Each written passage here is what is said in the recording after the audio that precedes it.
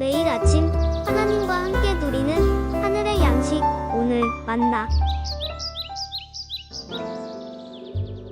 시험을 참는 자는 복이 있나니 이는 시련을 견디어낸 자가 주께서 자기를 사랑하는 자들에게 약속하신 생명의 면류관을 얻을 것이기 때문이라.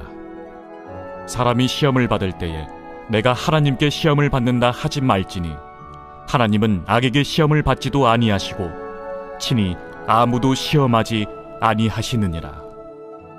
오직 각 사람이 시험을 받는 것은 자기 욕심에 끌려 미혹됨이니 욕심이 잉태한즉 죄를 낳고 죄가 장성한즉 사망을 낳느니라. 내 사랑하는 형제들아, 속지 말라.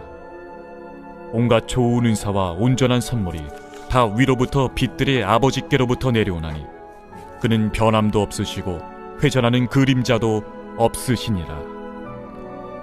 그가 그 피조물 중에 우리로 한 첫 열매가 되게 하시려고 자기의 뜻을 따라 진리의 말씀으로 우리를 낳으셨느니라. 할렐루야. 사랑하는 우리 성남주일교 성도 여러분, 어제 하루 잘 지내셨습니까? 어제 어려운 시련과 고난 중에 있는 성도님들 축복합니다. 쉽지 않지요, 고난을 기뻐할 수 있는 것. 그러나 내가 누구이고 하나님이 누구인지 아는 그 지혜로 말미암아 오늘도 그 시련과 고난 가운데 믿음의 증진이 있는 저와 여러분 되기를 축복합니다. 그런 의미에서 보니까 오늘 시험을 참는 자는 복이 있다 말씀하십니다. 시련을 견디어낸 자가 면류관을 얻을 것이다. 어제 우리 고난을 받는 자, 시련이 있는 자야 기뻐하라. 어떻게 기뻐할 수 있는가? 그 이유가 여기 있습니다.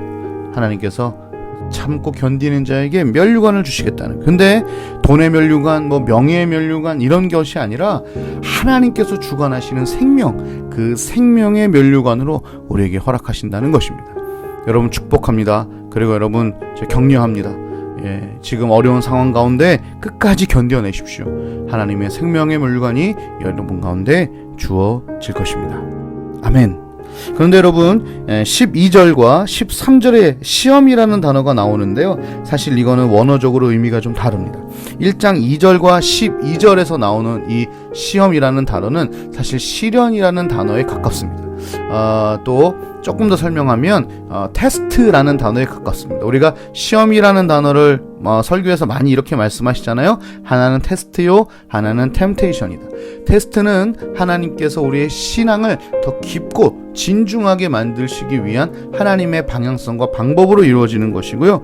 템테이션은 유혹이라고 하잖아요. 사단이 어떻게든 우리가 죄를 짓도록 우리를 유혹하는 것을 의미합니다. 그래서 12절과 12절은 테스트에 가깝습니다. 그러나 13절은 템테이션입니다.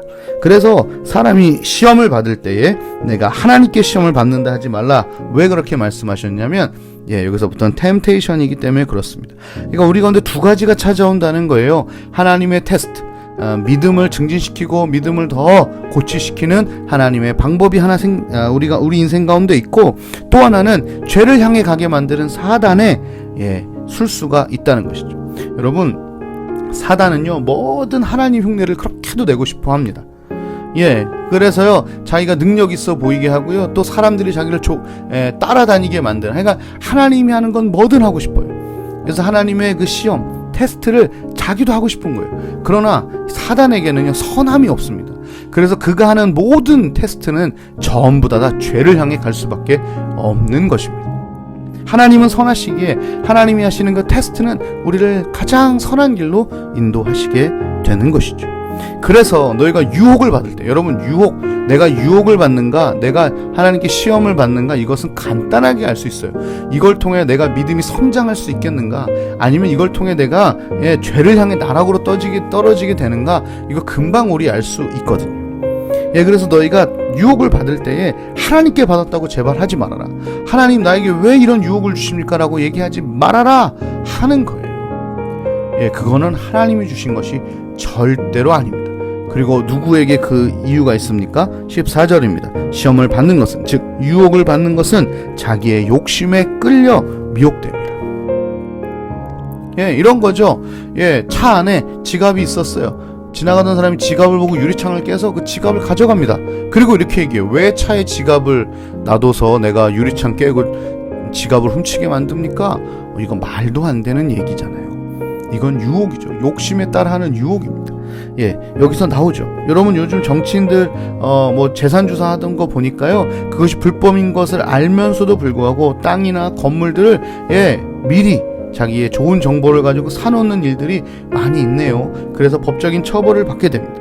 욕심이 잉태한즉 죄를 낳습니다. 그것이 죄인지를 알면서도 낳게 되는 거예요. 그리고 그 죄가 장성하여 사망을 낳습니다. 여러분, 이 욕심이 계속 가득하면요, 사람 이성이 마비가 됩니다. 그게 옳고 그른지 판단력이 완전히 죽어버립니다. 사망, 판단력과 이성의 사망을 맞이합니다. 또 양심의 사망을 맞이합니다. 그것이 죄고 저 사람을 아프게 하고 힘들게 하는 걸 뻔히 알지만 그 양심이 사망당했기 때문에 자기의 욕심을 따라 한없이 달려가게 되는 것이죠. 결국 그래서 어떻게 뭐까지 사망하게 됩니까? 그의 영혼까지 사망하게 되는 결과를 만들어내는 것입니다. 그래서 16절에 내 사랑하는 형제들아 속지 말아라. 테스트와 템테이션은 완전히 다르다. 그러니 하나님 핑계 대지 말고 너희의 욕심이 있지 않은지 체크해라. 이렇게 말씀하시죠. 그리고 하나님은 어떤 분인지 17절 18절 말씀하시는데, 하나님은 너희를 죄를 향해 유혹하는 분이 아니라 온갖 좋은 은사와 온전한 선물을 너희에게 주고 싶어하는 너희 아버지다. 이것은 변하지 않으시는 하나님의 신실하심 가운데 일이 진행되는 것이다. 그리고 그 하나님이 피조물 중에 우리가 그분의 첫 열매가 되게 하시기 위해서 진리의 말씀으로 우리를 낳으신 분이다. 하나님이 이런 분입니다. 여러분, 하나님 여러분에게 선물 주고 싶어 하십니다. 하나님 여러분에게 좋은 은사를 주고 싶어 하십니다. 다만 우리가 시험과 유혹을 이겨내고 하나님 앞에 나아갈 때 이런 선물과 이런 은사가 우리에게 주어질 줄 믿습니다.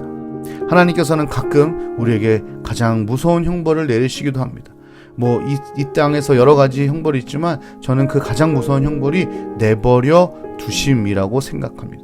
로마서 1장 28절에 보면 하나님이 그의 마음에 하나님 두시기를 싫어하는 자들을 그냥 내버려 두사, 저희가 마음에 하나님 두기를 싫어하며 하나님께서 저희를 그 상실한 마음대로 내버려 두사 합당치 못한 일을 하게 하시는 것, 이거 정말 무서운 겁니다. 여러분, 우리 유혹 가운데 깊이 빠지면 죄를 낳고 사망을 낳고 우리 마음에 하나님 두기를 싫어하게 되는 것이죠. 여러분, 한두 번 경험해 보셨을 겁니다. 오늘 하루 내 마음에 혹시 하나님 두기를 싫어하고 있지 않은가? 내가 유혹에 의하여 내 감정과 양심과 신앙과 이성이 다 사망해버린 것은 아닌가? 좀 돌아보면서 다시 하나님 살려달라고, 회복시켜달라고, 주님 안에 거하게 해달라고, 좋은 은사와 좋은 선물로 하나님과 함께 누리고 싶다고 고백하며 주님 앞에 나아간 하루 되기를 주님의 이름으로 축복합니다.